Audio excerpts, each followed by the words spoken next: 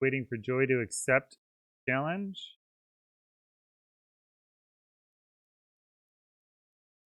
Round 4. Pretty excited actually. Here we go. Here we go.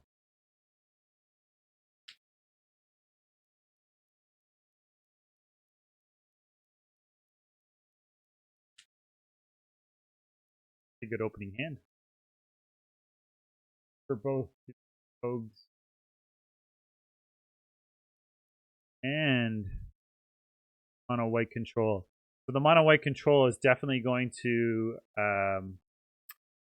foretell Doomsphere here. Doomstar here. All you do is talk all day and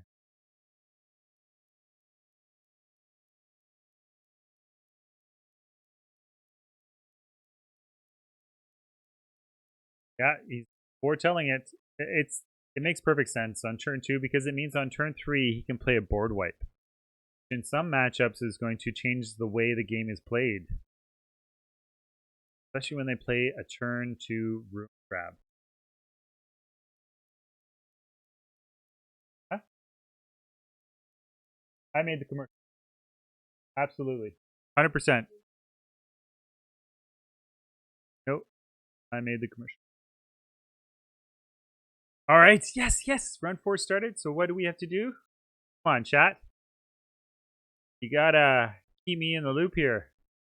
Keep me on my toes. Foil. Jovin's Veto. Now up. Enter the contest. Type in exclamation point BO3. That'll be up for round 4. And we're going to mail it anywhere. So don't be afraid to enter into the contest and worry about me not getting it to you. We will get it to you.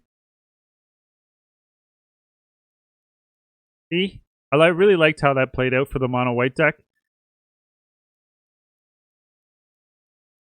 For 3 mana, he did a board wipe and took care of both Ruin Crabs, which in game 1 is pretty significant. I really feel like the Lurrus deck has a leg up in game 1 against most decks.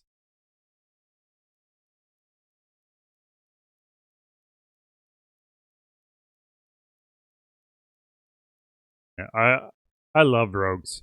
It's too bad that it didn't get a lot of new cards or any new cards. I'm sure you could like pick apart the deck and try and get something new in there. What cards, chat, would you put in the Dimir Rogues from the new set?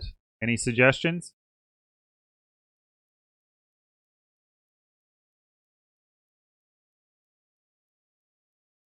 Mono white control. It's all about board wipes and controlling the board with Ugin and ECDs.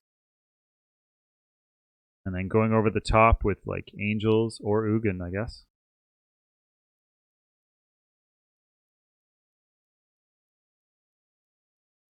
Oh, that's a lot of cards.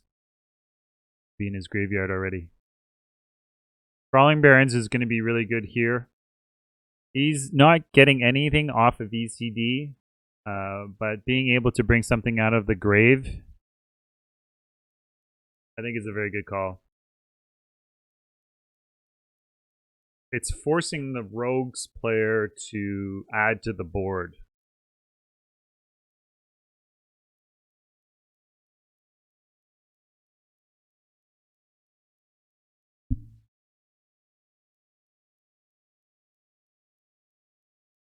Definitely got to get a new headset.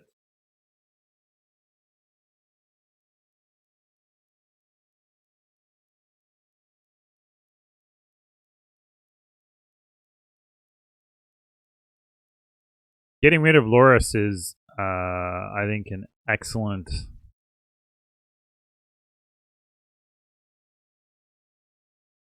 target for Doom.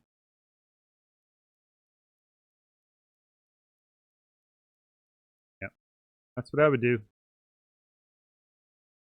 What does that enchant artifact do?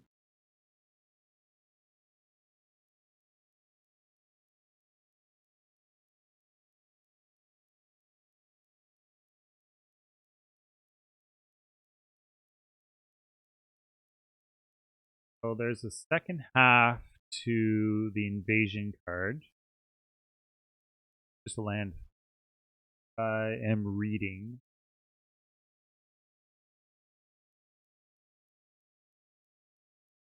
Is mine. Oh. Skyclave Relic. Destructible when Skyclave Relic enters the battlefield. It was kick, create 2 tap tokens that copies of Skyclave Relic. And it's just you tap and you can add 1 mana of any color. So it's a 3 mana, add 1 mana. I see. Helps him get to Ugin quicker. And to be really honest, once an Ugin resolves, unless you're the rogue player and they have a very low life total, it's very hard to come back and win. Like I see game 1 going very fast here to Joey's favor. But having flash creep definitely a way you want to start this off if you want any chance back.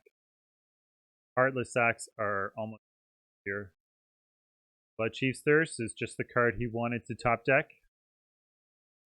But having another Ugin in hand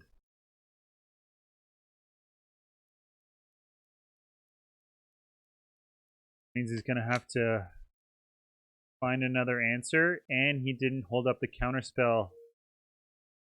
That's horrible. Poison in.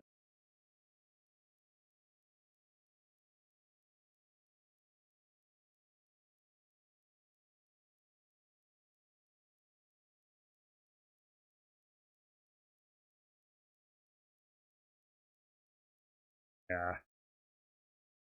I don't see rogues coming back from this. I mean, he's going to counter that, or yeah, either counters it or he uses both of his Heartless Axe. But with Ugin ticking up,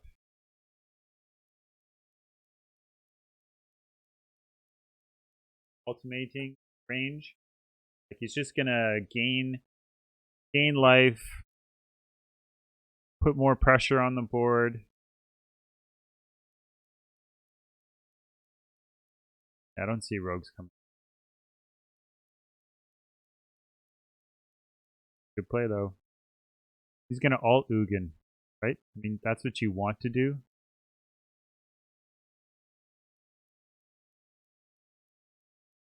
I mean, is there a reason why you wouldn't? No way.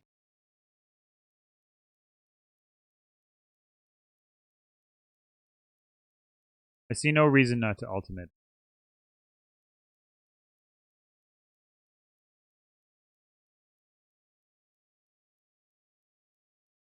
Really? I mean, that is surprising. He could have ended the game right there.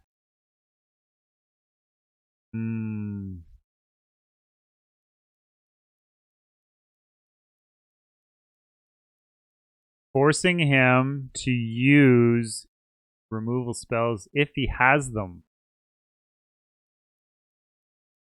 So Joey's playing it very safe.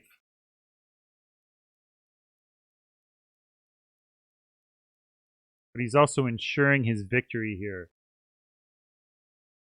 I'm pretty sure most rogue decks have 2 Bloodchief's Thirsts in their deck. But now he's got to top deck it, right? That is not it.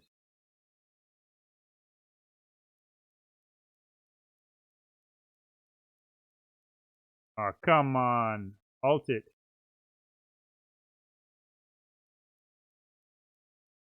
I think he gains 7, draws 7 for Ugin.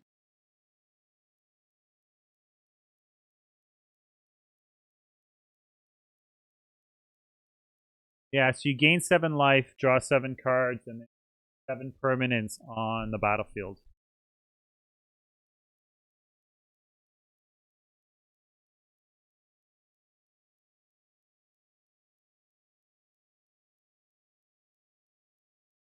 Like from this position, a draw 7, gain 7, put 7 permanents on the battlefield. I don't know, even if it's all lands, you're just getting those lands out of the way and then you're just drawing all spells.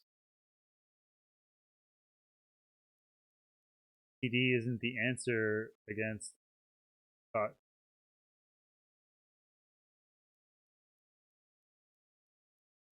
How many tokens is he going to make? 3?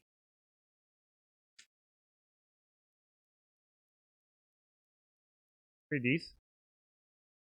3DD?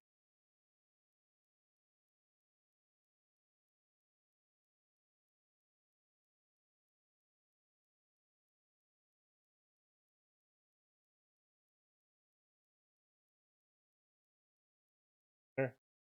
Got to turn.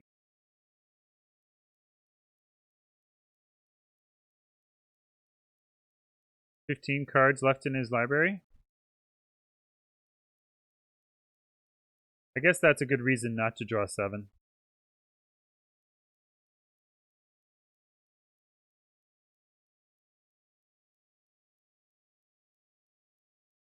Black what? No, I don't want any more. Oh, coffee, yeah.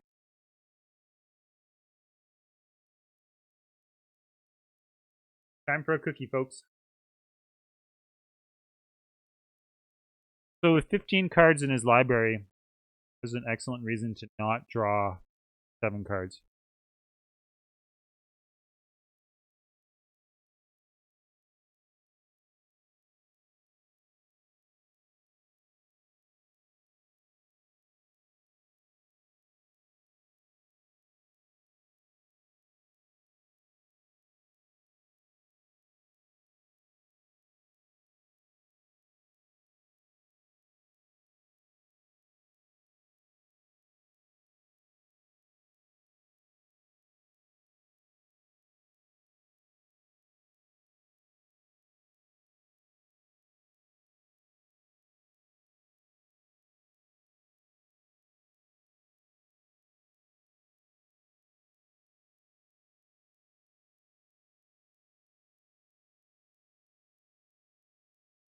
Are willing.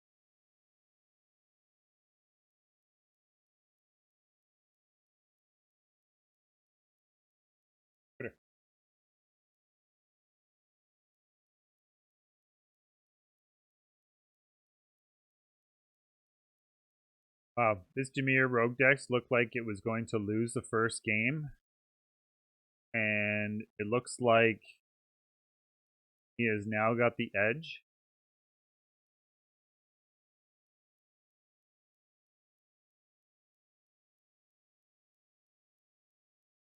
Yeah, we had as much as. By the way, thank you very much for everyone watching. Thanks, chat.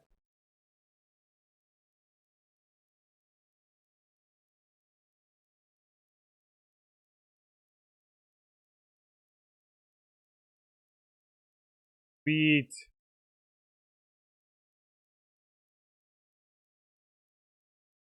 Yeah, it is.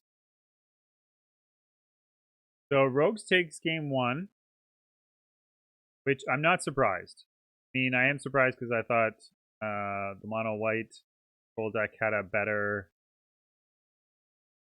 board state, especially with a Nugan in play. But Rogues has a very good game 1. So now we get to see what they decide to bring in against each other. Now, a lot of the blue cards that the Rogues would bring in against Control Max, they don't have the same value against them white. And most Rogue decks don't have more than 3 negates in the sideboard. Whereas in this kind of a matchup, Rogues would love to have 4 negates. Just bring in 4 negates. Whereas the mono white deck, we look at their sideboard. They're bringing in Omen of the Sun, Soul Guide Lantern, maybe Giant Killers, Baneslayer Angel, which is excellent. I would take out ECD. I would bring in the other Ugin. For sure. For sure. Just so everyone knows, we are giving away in this round a foil version of Dovin's Veto. Just type in the chat Exclamation point BO3. I will mail it to anyone who wins, wherever you are in the world.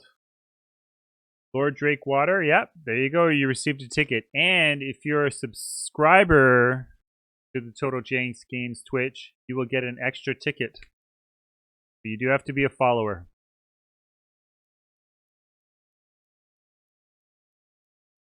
Game 2. Now, you have to believe that Game 2 is just going to be a lot harder for the Rogues to win on the draw. Yep.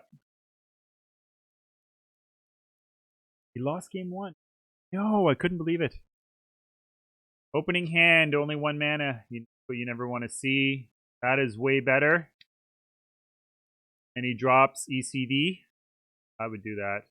I would totally drop ECD. Let's see, the Rogue hand.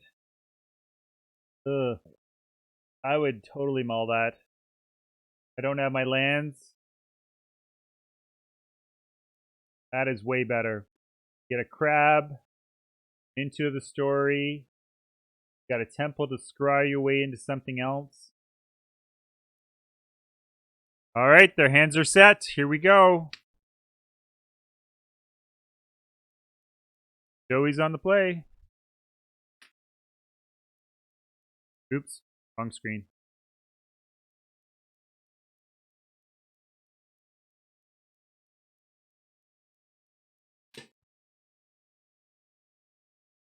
Give my ears a little bit of a break.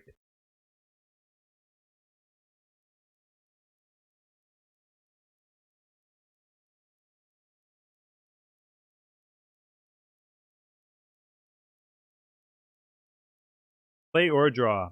Playing a Ruin Crab on turn 1, the Rogues deck. Exactly what you want. No questions asked. The only better play playing a land on turn 2 is to play a Fable Passage. Having a Ruin Crab.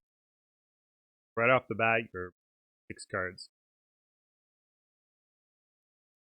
But being on the play for the mono white control deck, having things like Sky, Clave, Apparition, any turn 2 play that you have, exile.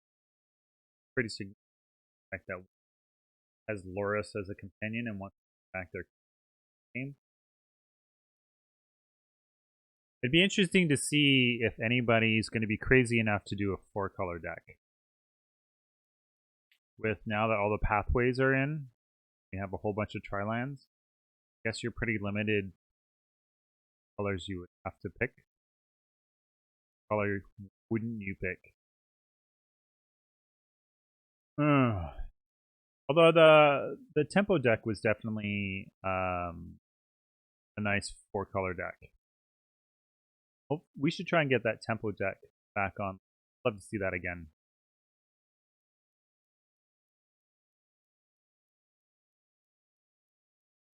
Definitely like to see that again. Having flying is pretty significant because it has evasion against all the ground creatures at the moment that the mono white deck has. But hitting 4 a turn is better than hitting 1 a turn. Playing a Maze Mind Tomb, scrying, drawing. This is everything that you want. And right now, I think the best play for the Dimir deck is to play into the story on his end step, because you want to refill your hand in hopes to go over the top or stabilize your side of the battlefield. And I don't really see a lot of land. Got 2 draw spells and a negate.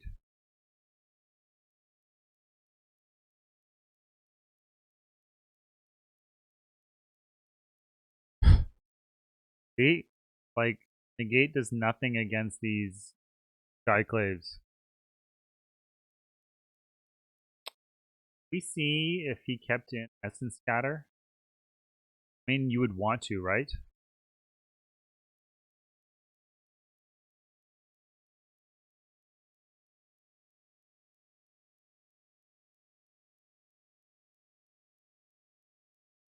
I mean, he has to negate this. He's only got 1 creature on board. Or not.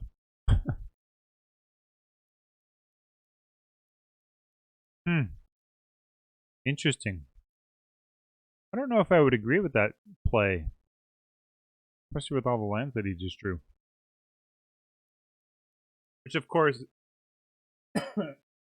hoping for.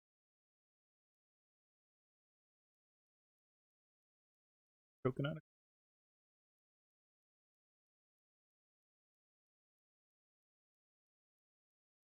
All right, let's check in on my giveaway and see how we're doing. Dashboard.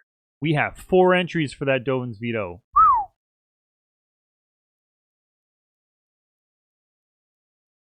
We're going to up the stakes.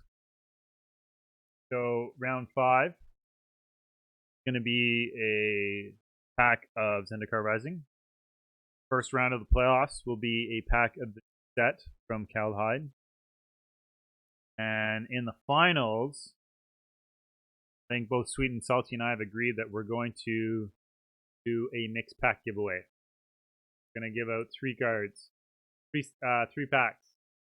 Korea, Zendikar Rising, and 1 pack from the as a package. For this round, Dovin's Veto. I think this is a smart play here. You're destroying the biggest creature on the battlefield. Fearless Haven.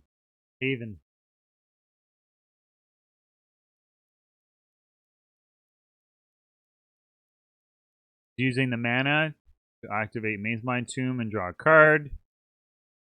Does he foretell Doomscar? Or does he wait? I mean, if he does, then he can play something else on the next turn if he has the mana. It's only 3, and if he draws a land, play ECD and board wipe.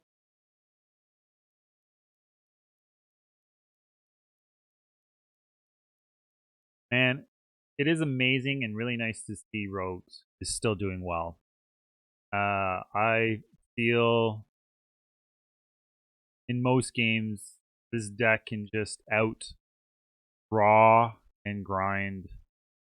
I think mono green food was its worst matchup for Kaldheim. I didn't see a lot of mono green decks.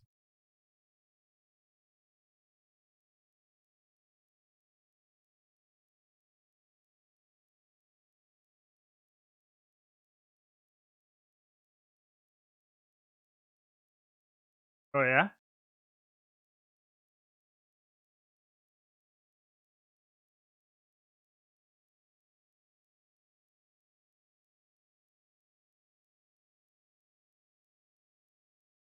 Yeah, that Elves deck was just quite the sight. I'm so impressed that there was a mono green Elves deck. I mean, it was splashing back for certain spells. No, mono green Elves. There is one of mono green food, which is nice to see. Is there? It's Abzan mid range. Well, it's so all of the creatures except for like 1 or 2 are mono green. No, Galgari is green and black. Did I?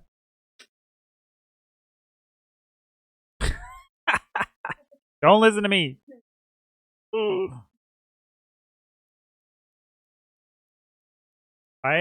One card that I'm surprised that the mono white control deck does not play is Yorion.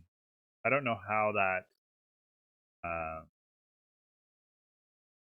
don't understand that philosophy. And chat, like, I don't know what you guys have seen. Sultan is heading out. Need to drop.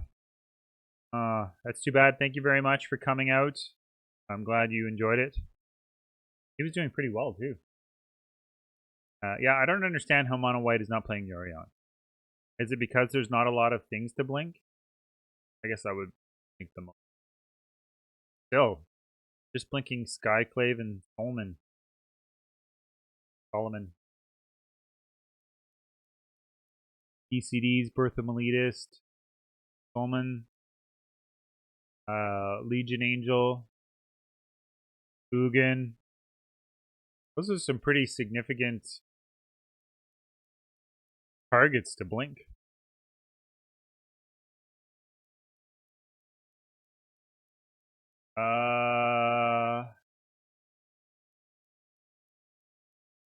Abzan Doom Foretold. He just went up against Abzan Aggro. He was their third from the top pairings. Yeah, Mana Sultan is one of the most. When he plays limited, his decision makings, it's pure genius. Like if you watch him draft, he can draft, get like bad picks and still.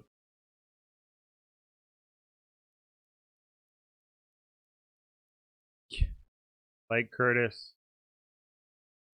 Yeah.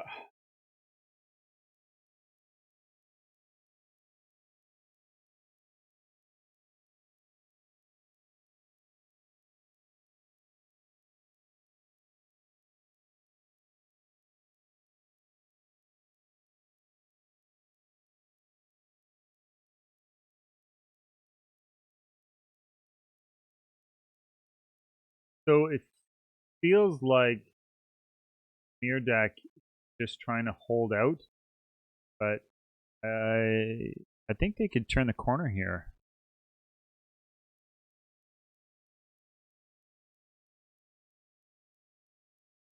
Wait, what is spell? Oh, Ondoon inversion.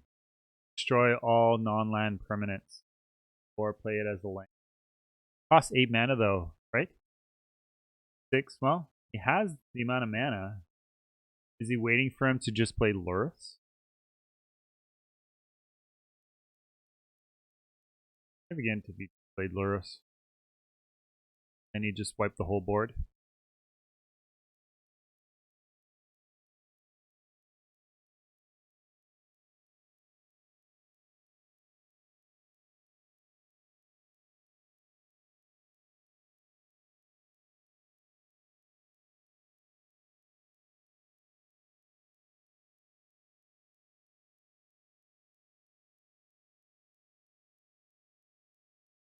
So, out of the cards that we've seen today, chat, what card do you think has had the most impact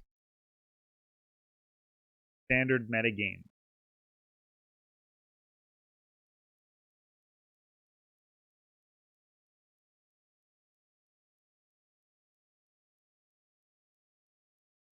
My card be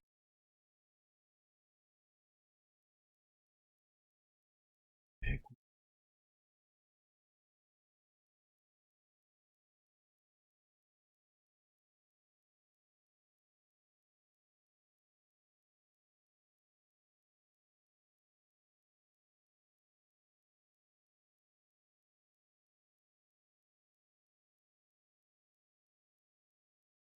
I think it's Showdown.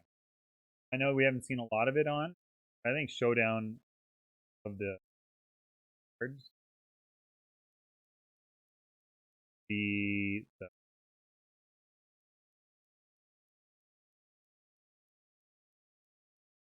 Sega that is going to, because it allows an aggro deck to come back,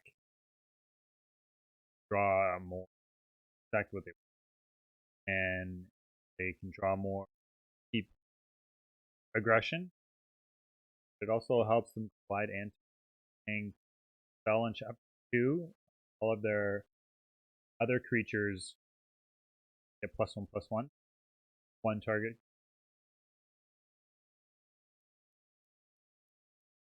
8 mana sorcery deck scene. Yeah, I agree. I agree. They're playing cheap stuff and you're playing very expensive stuff. They're countering it all. No way around that. Especially when they have evasion. Blockers are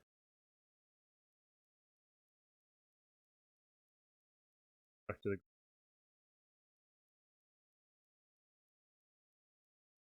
But I think that if he doesn't minus in here, pretty much guaranteed.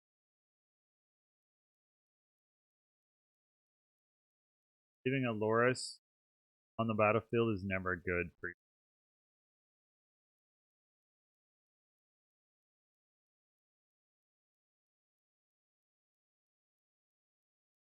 Ah, thank you for the host. The raid. Yeah, Facehaven was a very good draw. He has a 4-3 blocker.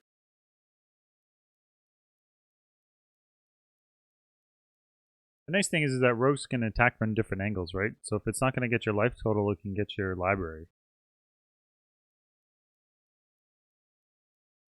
Is find out where kill guy can't not.